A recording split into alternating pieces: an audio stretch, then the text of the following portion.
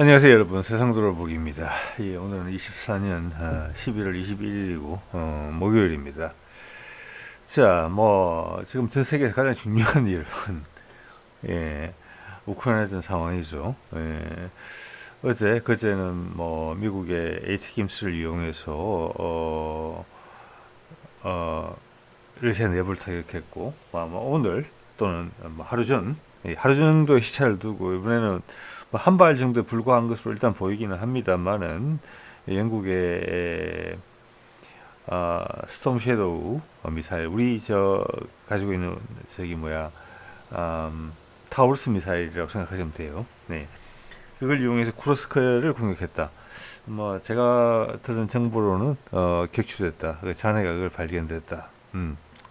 자, 그래서 계속 이제 불을 지피고 있는데 미국 쪽에서 이게 이제 3차 세계대전 위기로 치달을 수 있는 부분이죠. 엄청나게 중요한 부분이죠.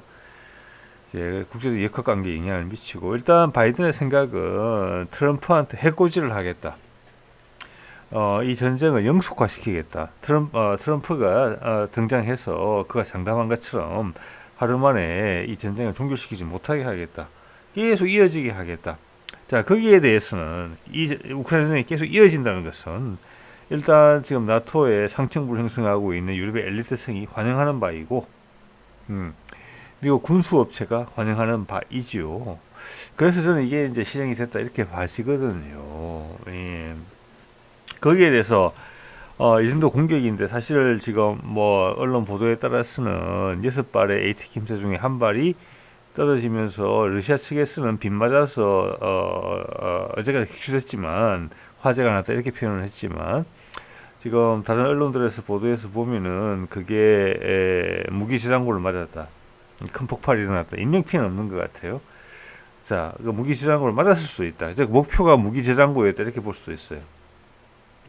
6발을 발사했는데 5발은 요격이 됐고 한 발은 맞았다. 네. 자, 그런 무기 저장고는 러시아 전역에 아마 깔려 있을 거라고는 봐지는데, 브리안스크 지역이었죠. 이것에 대해서 지금 이제 뭐랄까, 바이든이 2개월을 남겨두고 수위를 갑자기 올렸단 말이에요. 무슨 이유에서인가? 그 이유에 대해서는 제가 그제 여러 번 말씀을 드렸어요. 그게 궁금하신 분은 그걸 한번 보시면 될 것 같아요. 저는 개인적인 거라고 보는 거죠. 욱하는 거죠. 욱. 그냥 예, 하여튼 뭐 그 정도로 말씀을 드리고요. 자, 그래서 이 정도 공격을 가지고 푸틴이 이걸 핵전쟁으로 이끌 수는 없는 거죠. 예, 그 정도는 미국에서 생각을 했을 수도 있다고 생각을 합니다. 그러면 지금 영국이 이끌어들여서 야금야금 계속 이 판을, 계속 그 생채기를 계속 확대시킬 수 있는 그런 여지가 있는 부분이거든요. 지금 이게 그렇죠.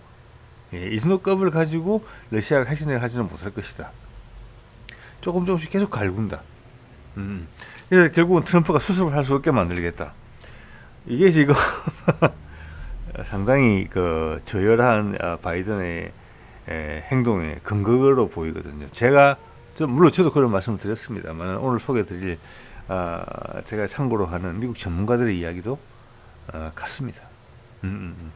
자, 거기에 대해서 그러면 푸틴은 어떻게 보면 이걸 어떻게 대응해야 될 것인가?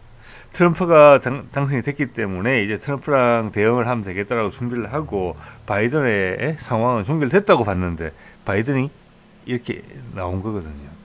자, 여기에 대해서 오늘 쭉 살펴봤을 때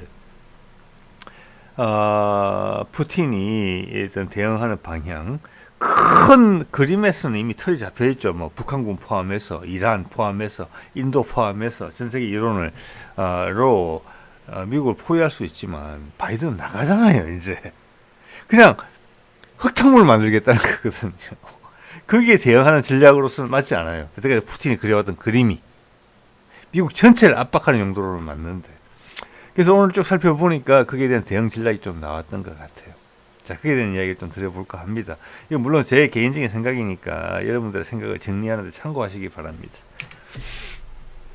자, 스톰 섀도우 말씀을 드렸는데 딱 한 발이에요. 상징성이라는 뜻이거든요. 그것도 격추됐단 말이에요.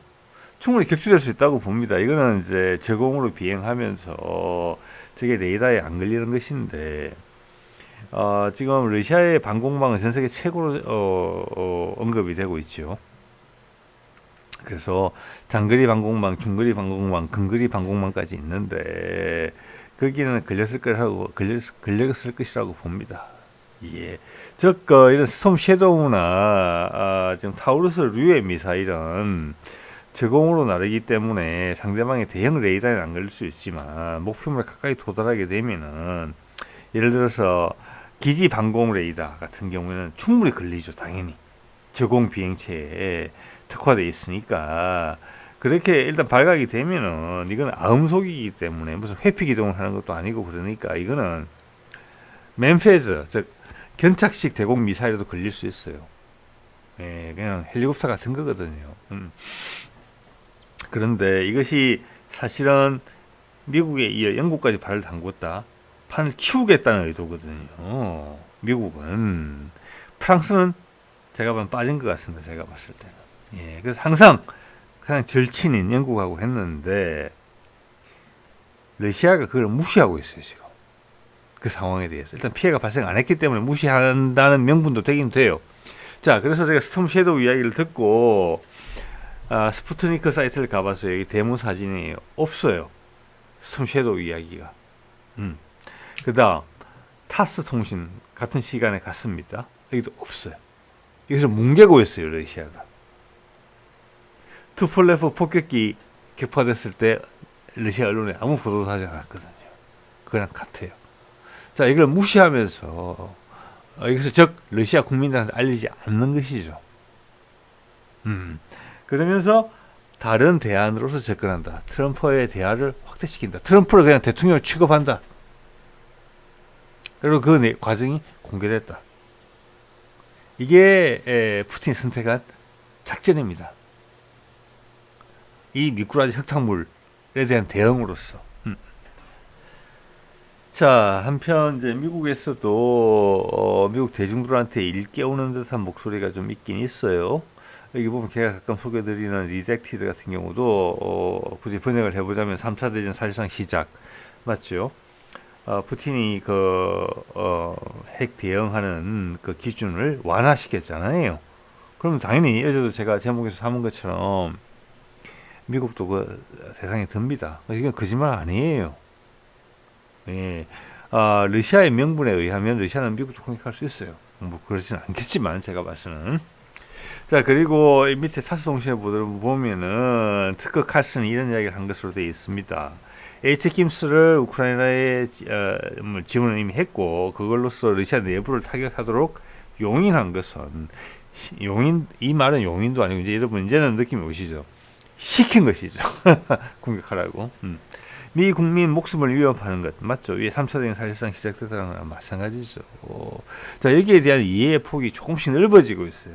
일반화되지는 않았지만 네. 자, 그래도 바이든은 간다는 거예요. 왜냐? 난 2개월밖에 안 남았으니까 2개월 동안 해코지를 하고자 하는 것이 나의 목적이니까.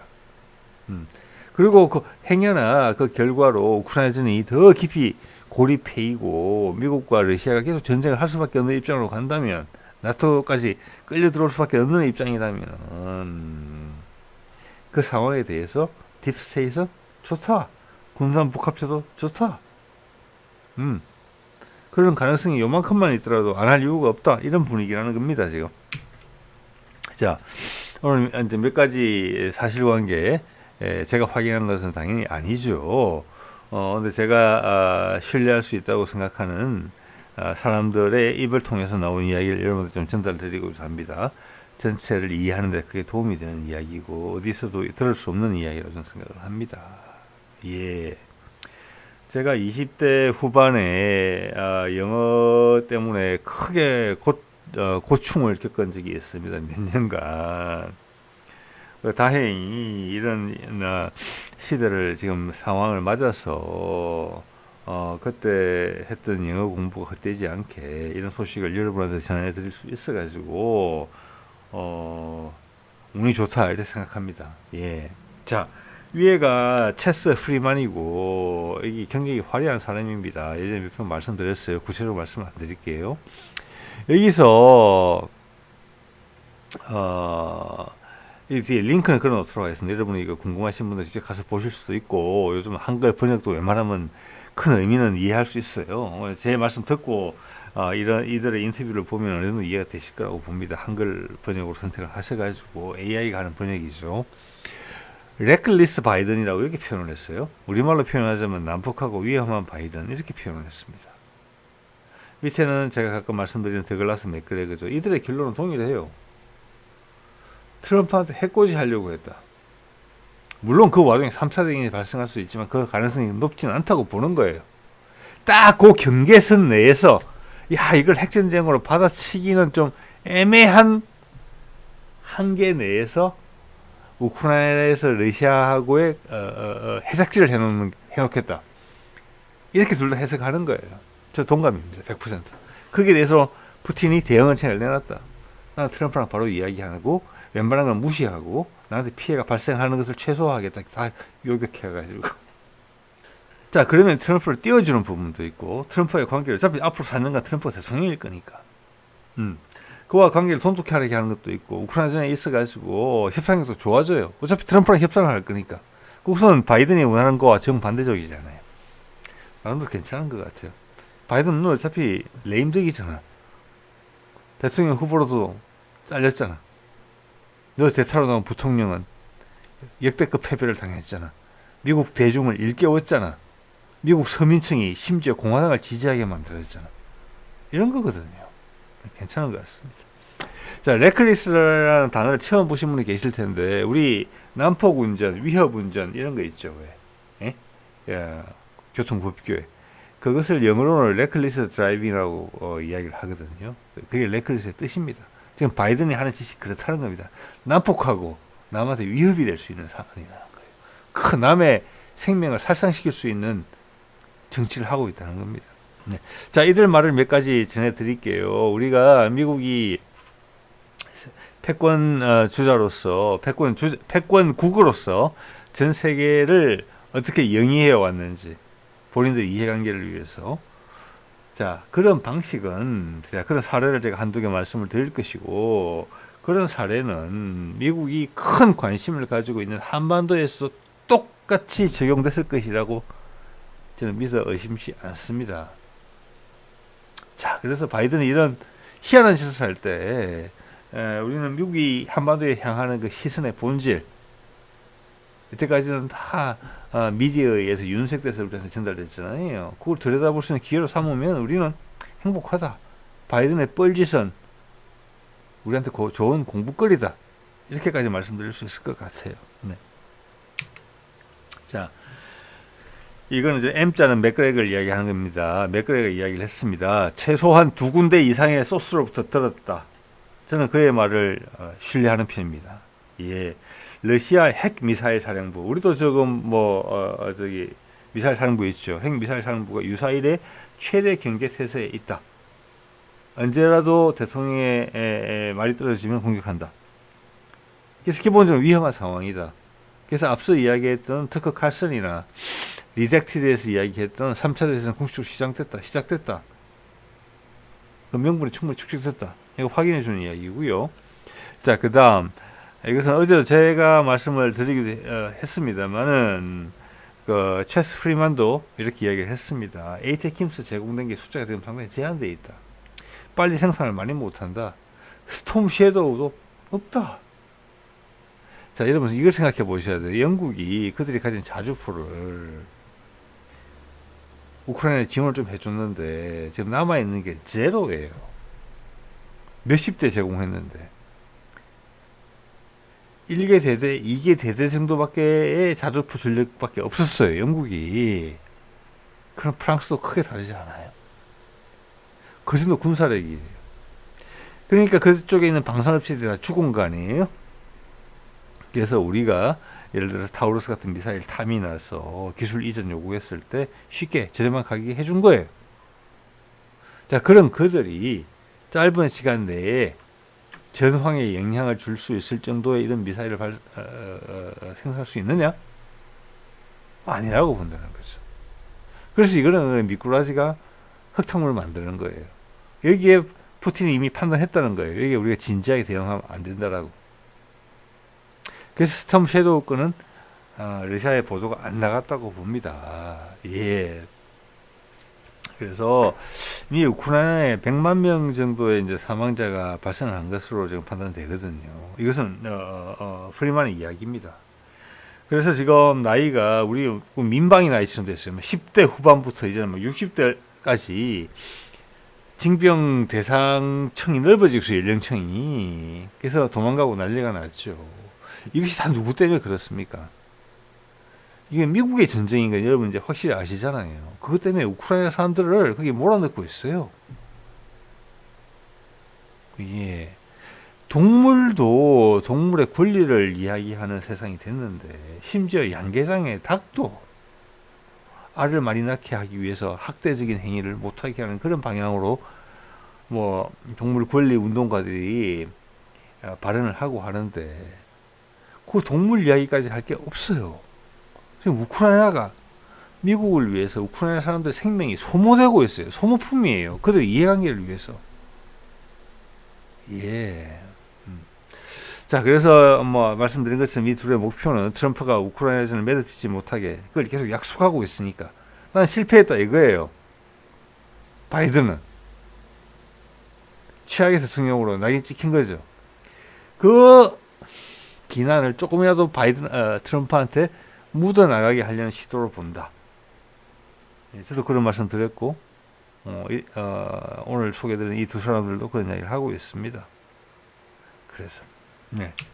자, 그래서 이 진행자가 이렇게 묻습니다. 아프간에서 미국이 완전히 묶였잖아요. 아프간 전체를 점령하려고 했지만 탈레반의 저항이 너무 심했습니다. 그래서 트럼프가 빠져나오려고 했는데 지금 이 진행자가 물어요. 맥그레거한테. 근데 바이든한테 덤탱이 씌우려고 일부러 종결 짓지 않고 나온 거 아니냐. 그래서 결과적으로 바이든이 그 덤탱이를 썼다. 희한한 모습 연출하면서 자, 그거를 바이든이 트럼프한테 복수하는 거 아니냐 이렇게 물은 거예요. 자, 그 질문에 대해서 맥그레거가 깔끔하게 이야기해 줍니다. 뭐라고 그랬느냐. 네, 당시에 미국 상원, 아마 미국 상원이 해외 누구랑 전쟁을 한다거나 해외 정책을 결정하는 부분에 있어서는 미국 상원이 주로 많이 하는 것 같아요. 그 상원에서 민주공화당 양당 모두 다 미군 철수를 하지 말라고 했다. 아프간에서 트럼프 때. 그런데 이유가 엄청납니다. 자, 지금 이 지적은 우크라이나 전에 대해서도 나오고 있거든요. 한때 나왔다가 그 다음부터 더 이상 보도가 되지 않고 있어요. 즉 뭐냐, 전시 상황이잖아요. 그래서 지금 뭐 100조, 200조, 뭐 200조 이상의 돈이 우크라이나로 투입이 되고 있는데 그 과정에서 많은 사람들이 해먹는다는 거예요. 정치인들도 들어있다는 거예요. 왜? 그들이 봐줘야만 해먹는 거니까. 우리 상납하려나 똑같아요. 네가 얼마 묻고 그 다음 위에 또 얼마 묻고 또 얼마 묻고 얼마 묻고 결국에는 아무 문제 없이 만든다. 자, 우리가 예전에 여러분 그런 이야기 들어보신 분들 많으실 거예요. 경부고속도로 건설할 때 부자 되는 사람들이 많았다. 그 당시엔 시멘트가 엄청나게 비쌀 때였다. 시멘트 몇 포대 빼면서 기준을 10cm로 할 걸 9cm, 8cm 하게 되면 그게 나머지가 다 돈이다. 서로 갈라먹는다. 이런 거예요. 그게 군산복합체가 해먹는 방법이라는 거예요. 자본가는 자본가대로, 뒤에는 제가 가스 이야기 좀 말씀드리겠습니다. 각자 모든 층에서 해먹는 게 엄청나게 많다는 거예요. 이게 그들의 뭐라고 할까, 생계가 된 사람들도 있다는 거예요. 지난 수십 년간에 걸쳐서 그걸 맥거래가 하는 이야기입니다. 그래서 아프간에서도 아프간을 지원하는 많은 돈이 거꾸로 돌아왔다는 거예요. 미국 엘리트층으로. 아프간을 지원해서 가는 돈인데 그 돈이 돈 세탁이 돼서 여러 가지 과정을 거쳐서 다시 미국 내로 아프간에 이만큼 돈을 지원해 주자라고 결정한 사람들한테 주머니 속으로 들어갔다는 겁니다. 예를 들어서 이런 겁니다. 우리 아마 FA50인지 T50인지 우리가 있잖아요. 그것을 처음 수출한, 처음인지 뭐 처음이 아닐 수도 있습니다. 수출한 나라 중에 하나가 이라크가 있어요. 이라크가. 예. 자, 그런 거 우리가 그렇게 홍보하지 않거든요. 이라크에 제일 먼저 팔았어요. 그것을. 그게 이런 거랑 되게 비슷한 겁니다. 그 가운데 수많은 커미션이 왔다 갔다 했을 수가 있는 거예요. 아프간에서 많은 일들이 있었다는 거예요. 그런 일들이. 자, 그래서 맥그레거의 이야기는, 자, 맥그레거는 그런 얘기를 계속 해왔습니다. 미국의 워싱턴 정가는 완전히 부패됐다라고. 우리도 그 정도는 아니잖아요. 물론 우리도 과거 국방장관이 지금은 잘 나가고 있는 우리 천국 미사일을 양산을 거부했던 적이 있었어요. 예, 우리도 그런 게 있습니다. 항상 유의해야 돼요. 타산 지식으로 삼아야 돼요. 자, 그래서 맥그레거의 이야기는 결론으로 말씀드리면 이런 겁니다. 트럼프는 이것을 종식시키고 싶었다. 그렇지만 부패된 정치권이 자기들끼리 해먹느라고 안 했다. 예, 그래서 결과적으로는 밀릴 때까지 밀린 상태에서 바이든이 희한한 모습을 연출했다. 이렇게 이런 이야기를 하고 있고요. 또 하나 그 다음 프리만이 한 이야기는 전쟁을 결정하는 거, 누구랑 우리가 전쟁을 한다. 우리가 누구랑, 이제 우리나라 같은 경우도 우리가 누구랑 지난번에 그 UAE랑 그 이명박 때 군사 협정을 맺었잖아요. 자, 그런 군사 협정은 의회 인준 사안이에요. 근데 이명박이 해버린 거잖아요. 국회 인준 없이. 자, 전쟁에 대한 것도 당연히죠. 대통령이 개인적으로 결정하면 안 될 거잖아요. 전쟁이라는 큰 사안이. 그래서 그게 상원인지 하원인지 아니면 양쪽 단지는 모르겠지만 의회에서 인준을 한다는 것은 당연하다고 저는 봅니다. 근데 지금 여러분 이제는 100% 느끼시겠지만 미국이 돈을 줘서 우크라이나 사람들의 목숨을 담보로 해서 러시아랑 전쟁을 미국이 하고 있잖아요. 거기에 대해서 의회가 책임 회피를 했다. 사실상 미국이 러시아랑 전쟁을 하고 있는데 어떤 공식적인 절차도 없었다.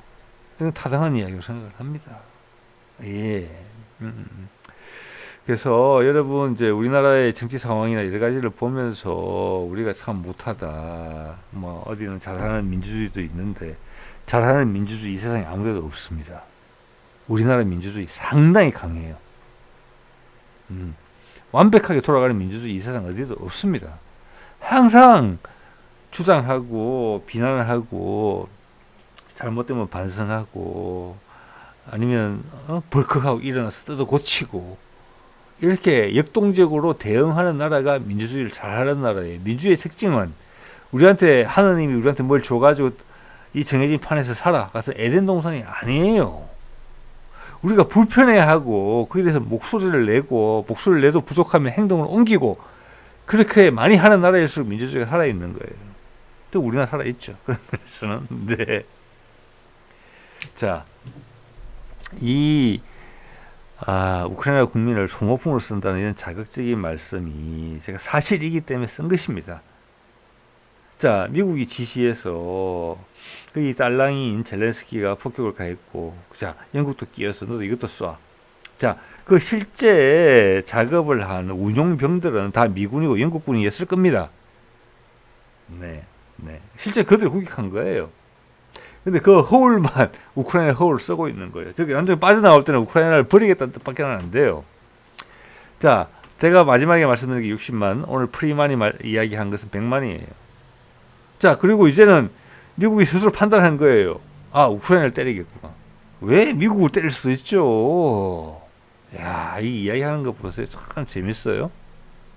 그러면서 미국이 우크라이나에 있는 주 우크라이나 미국 대사관을 다 씁니다. 거기에 따라서 이태리, 스페인, 그리스 따라갔다. 즉 러시아가 키예프를 공격할 수 있다는 이야기를 한 거예요. 그들이 공격받는 생각 안 하고 이거는 덤탱이를 씌우고 여기를 공격하라는 뜻이에요. 우크라이나만. 자기들 뒤에서 다 지시하고 조작실을 다 해놓고 막상 그 감당을 할 때는 나는 아니다. 우크라이나 때려. 이렇게 이야기하는 거거든요. 이미 100만 명이 목숨을 잃었는데 프리만의 이야기에 따르면 이게 우크라이나 사람의 목숨을 소모품으로 삼고 있는 게 아니고 뭡니까 이게. 끔찍한 일을 하고 있는 겁니다. 이것은 사실은. 네. 자, 그런데 우리 YTN 뉴스가 하나 눈에 띄어요. 제가 다른 것은 다 차단을 해놓고 있지만 YTN과 연합뉴스는 이제 열어놨습니다. 그래도 어떤 이야기들을 하는지를 제가 알아야 되기 때문에 이 제목 뽑은 거 보세요. 이 용비어천가예요. 미국과 영국의 선택은 공격한 거 말입니다. 정의의 실현이다.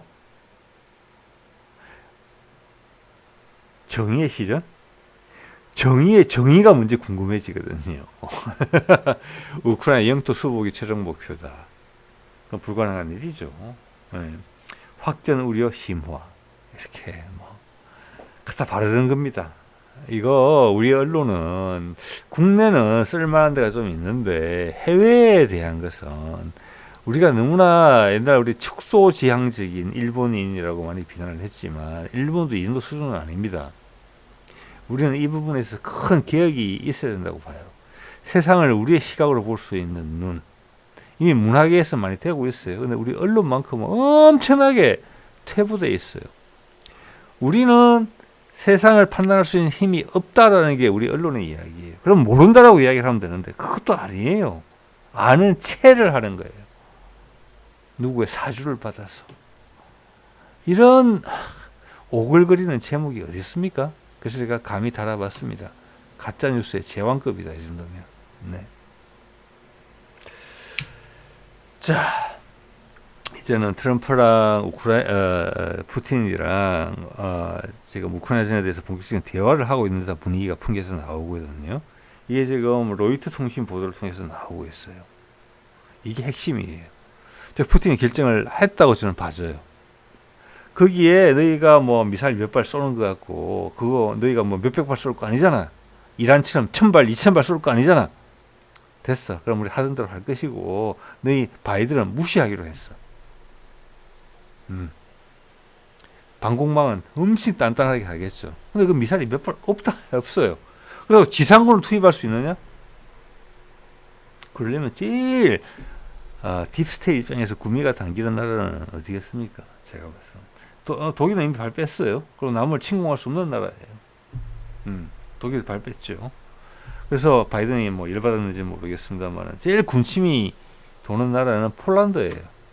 폴란드. 우리 무기 많이 사가서 지금 유럽 최고의 아마 육국국이 돼 있어요. 그때는 과정이 있지요. 폴란드 이미 여기에 대해서 이미 느끼고 있어요. 네. 우리를 살찌워놓고 잡아먹으려고 거기에 대해서는 폴란드가 명확히 하고 있는 부분이 있어요. 그러려면 지금 프랑스하고 영국군 들어와야 돼요. 그들이 몇만 명 수준의 육군 갖고 뭘 하겠습니까? 자, 그래서 그들이 할 수 있는 것은 지금처럼 하는 것이 최선의 방법이다라는 거예요. 푸틴이 안다는 거죠. 자, 그래서 이런 대화가 오고 가고 있다는 것입니다. 오히려 촉발된 부분이 있어요. 트럼프를 아예 대통령을 인정해버리는 거예요. 그와 대화를 하고 이것이 계속 노출시킬 수 있을 것 같아요. 제가 봤을 때. 왜냐? 트럼프도 노출시켜야 되거든요. 이제. 미국이 3차 세계대전 핵폭탄 맞으면 안 되잖아요. 이거 괜찮은 방법 같아요. 바이든이 묻히는 거예요. 거꾸로. 알고 보면 바이든은 아무것도 아니거든요. 레임덕 곱하기 레임덕밖에 안 되거든요. 건진한 정신 상태까지 의심받고 있는 대통령이거든요. 괜찮아요, 이거. 네. 자, 푸틴의 이야기입니다. 이게 우크라이나가 중립화되어야 된다. 아니면 계속 러시아를 해치려는 세력의 도구로 이용될 것. 여러분 한번 생각해 보십시오. 이게 맞는 말일까, 틀린 말일까. 예. 자, 이건 트럼프 진영에서 한 이야기예요. 네, 트럼프 언론 담당관이 한 이야기예요. 중국계로 제가 알고 있습니다. 무슨 청이었는데. 예. 양쪽을 협상으로 이끌어 전쟁을 끝내고 살상을 멈출 수 있는 유일한 사람 트럼프다.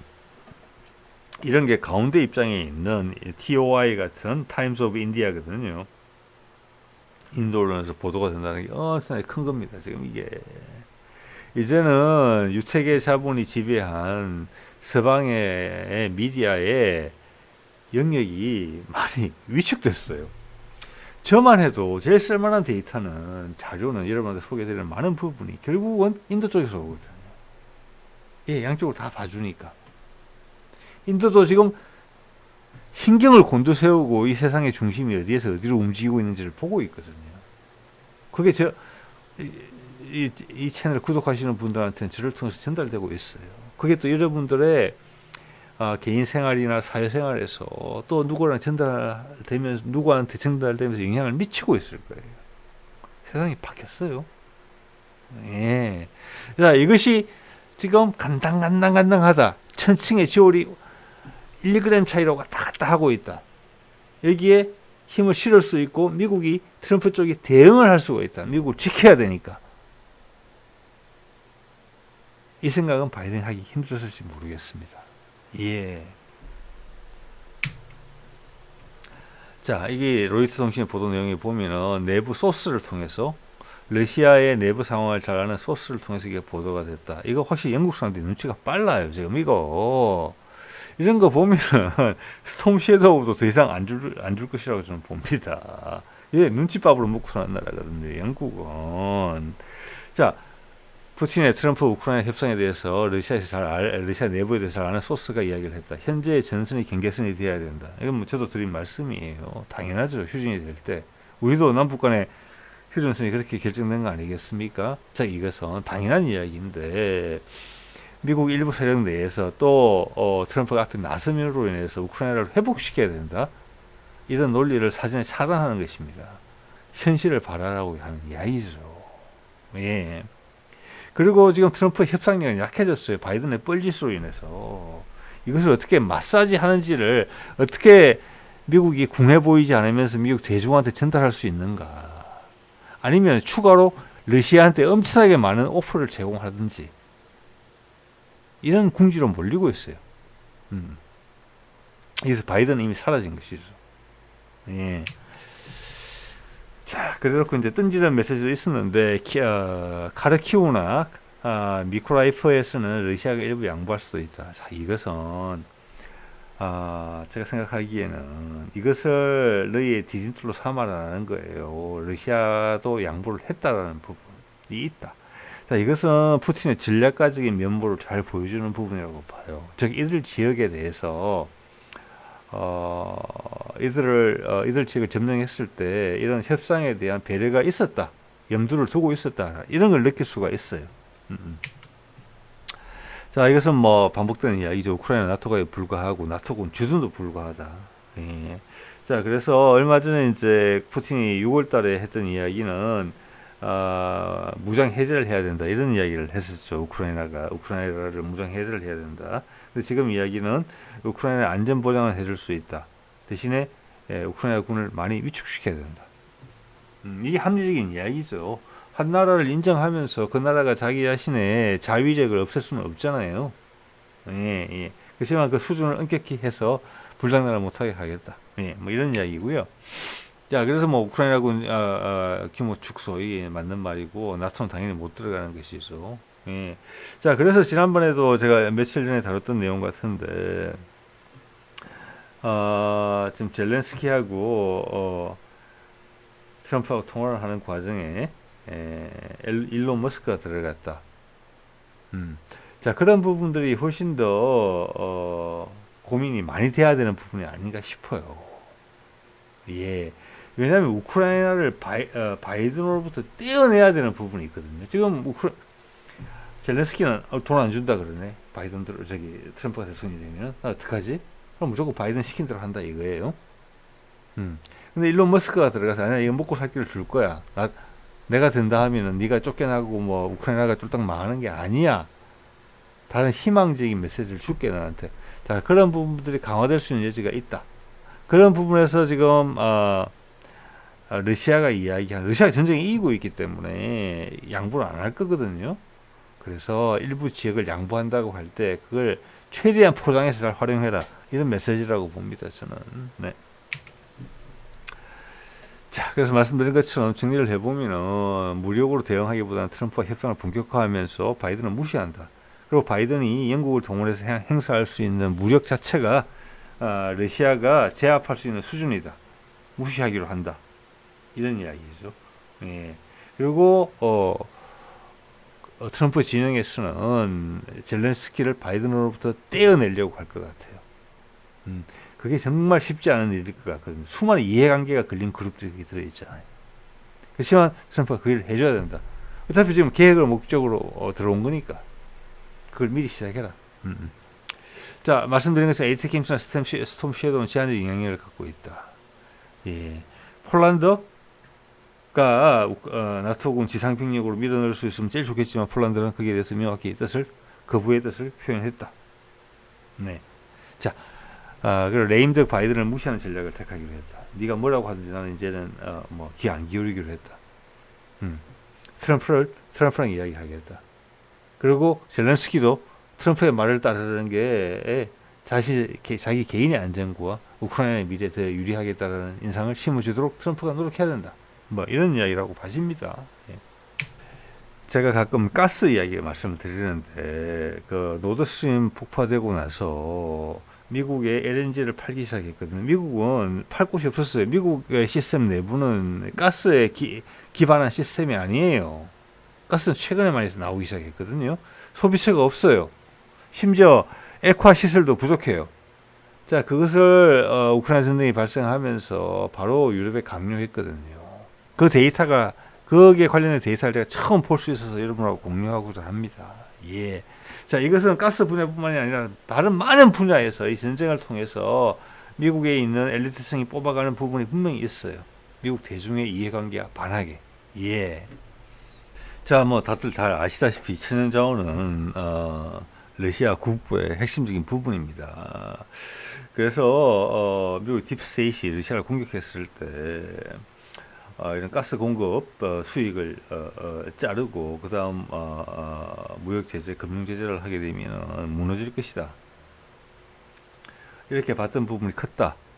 그런데 러시아가 버텨냈다. 오늘 소개해드린 프리만도 오늘 그런 얘기를 하더군요. 그 사이에 러시아 경제는 계속 성장을 해서 IMF의 발표에도 보면은 PPP 기준으로 물가 반영한 기준으로 일본과 독일을 제치고 세계 4위 경제대국이 됐다. 인도 다음으로. 제가 그런 말씀 여러분 드렸잖아요. 그리고 경제는 계속 성장하고 있다. 돌파해냈다는 거예요. 반면에 미국 경제하고 유럽 경제는 폭망했잖아요. 그래도 이 전쟁을 통해서 미국의 일부 세력은 막대한 수익을 긁어가고 있다. 방산업체가 뭐 첫 번째죠. 그리고 가스업체 한번 볼게요. 그 외에 돈을 갖고 만지작거리는 많은 층이 있고 군부 쪽에서 많은 돈을 해먹었을 거라고 봅니다. 무기가 전달되고 하는 과정에서. 네. 자, 이 데이터를 처음 봐서 여러분과 공유를 하려고 합니다. 2022년 봄 이후로 EU에 공급하는 EU가 이제 많은 천연가스를 수입하는데 거기에 이제 천연가스 그대로 파이프라인을 통해서 오든지 LNG를 통해서 오는데 그 점유율에서 러시아가 다시 1등을 회복했다는 이야기예요. 핵심은 1등을 한 퍼센티지가 얼마입니까? 이게 중요합니다. 23.74%예요. 23.74%. 예. 자, 이것은 전쟁 이전에는 40%였어요, 이게. 근데 이제 1등 회복한 게 23.74%였어요. 즉, 절반 정도가 날아갔다는 거예요. 예. 이것으로 큰 타격을 줄 수 있었다라고 미국이 생각했다는 겁니다. 자, 이 줄어든 부분에 많은 부분을 미국이 밀고 들어왔어요. 그러니까 시장이 없었거든요, 미국이. 당연히 미국에서 태평양을 건너서 LNG로 만들어 갖고 와야 돼요. 그리고 유럽에 갖고 와서는 다시 녹여야 돼요. 녹인다기보다는 다시 기화를 시켜야 돼요. 자, 그러면 당연히 단가가 러시아에서 바로 받는 가스관으로 바로 받는 생산지에서 그거보다는 당연히 비싸겠죠. 지금 이게 정확한 숫자는 안 나오는데 봤을 때 2위가 알제리아예요. 보니까 지난 9월 달에 그게 15%예요. 그래서 미국은 한 단계 오른 두 단계 올라서 3등이 됐다고 해요. 예, 그러니까 알제리 바로 밑이에요. 그러면 제가 추정컨대 10에서 15% 된다. 이것은 뭐냐면 러시아가 줄어드는 만큼을 미국이 상당 부분 가져갔다 이렇게 봐지는 거예요. 이게 이 전쟁의 목적 중에 하나고 이런 긴장 상태를 계속 유지해야 되는 목적 중에 하나예요. 좀 전에 말씀드렸지만 여러 가지 분야에서 빨대 꽂아서 뽑아먹고 있는 부분이 있어요. 전쟁을 통해서 이런 것들은 언론에 아무도 보도하지 않죠. 유일하게 힌트가 있어서 여러분한테 여러분하고 공유를 드립니다. 이것은 유럽 쪽에서 나온 데이터예요. 예, 이만큼 빼먹고 있었어요. 또한 이게 이야기해 주는 것은 뭐냐면은 러시아가 이제까지 1등이 아니었다는 거예요. 지난 전쟁 기간 동안 이게 관계가 회복되고 있다는 거예요. 자, 그래서 제가 말씀드렸죠. 숄츠가 푸틴한테 통화해서 나 이제 미국하고 안녕할 거야라고 이야기했을 때도 중요 부분이 이 에너지 분야고 미국이 차지하는 저 분야는 가격이 러시아 가스보다 훨씬 비쌌을 거예요. 그리고 독일에는 가스 공급도 안 해줬잖아요. 아마 최고로 비싼 가스를 사다 썼을 거예요. 연료비가 초급등했을 거예요. 그 독일 경제가 망가진 거 아니에요. 물론 유럽 전반이 다 망가졌습니다. 그 혜택은 상당 부분 많이 미국이 가져갔죠. 미국이 가스 시장에 들어옴으로 인해서. 자, 이런 말씀 드릴 수 있겠고요. 제가 자 러시아가 23.74%인데 이게 이제 몇 년 만에 1등이 돼서 23.74%고 제가 예전에 BBC 자료 이걸 보여드린 자료인데 여기 보면은 정상적이었을 때 러시아로부터 공급되는 천연가스 좀 전에 보여드린 데이터랑 호환될 수 있는 데이터라고 저는 봅니다. 유럽 전체 수요의 40%를 제공하고 있었어요. 저 이게 2분의 1로 날아간 거예요. 근데 독일은 그 2분의 1보다 훨씬 더 많이 줄은 거예요. 왜? 의도적으로 독일한테는 왜냐하면 이제 여러분 느끼시겠지만 러시아에서 유럽으로 오는 파이프라인을 다 닫은 게 아니에요. 노드스트림만 잘랐죠. 폴란드나 우크라이나 통해서 오는 가스라인 저기를 우회를 해서도 독일에 공급할 수 있어요. 근데 그걸 못하게 했다는 거잖아요. 자, 그러니까 제가 봐서는 기존 가스 가격의 4배 내지는 5배 이상 독일은 거기다가 사람들이 구석으로 몰리게 되면 폭정하는 게 있잖아요. 그래서 최소 4배, 5배 이상의 값어치를 지불했다. 소비자 가격을 그만큼 지불 안 했을 수는 있어요. 그렇지만 그 차액은 정부가 감당했거나 이런 방식으로 진행이 됐을 거예요. 연료값이 4, 5배 이상 올랐다는 거예요. 그래서 독일 경제가 어렵다는 거고 트럼프가 당선되자마자 가장 빨리 전화하고 달라든 게 숄츠였다는 거잖아요. 독일에. 자, 그런 부분도 이미 풀리고 있다는 거예요. 갈수록 비중이 올라간다는 의미를 이야기해주고 있는 거예요. 스푸트니크가. 우크라이나전이 종료될 기미가 보이기 때문에 즉 전쟁의 기미가 빠지니까 러시아의 공급량이 는다 이렇게 볼 수 있는 거예요. 그게 미국의 싫은 거죠. 자, 그런 세력은 당연히 이 무모한 바이든의 분탕질을 지원하겠지요. 예. 자, 오늘 이 정도 말씀드리겠습니다.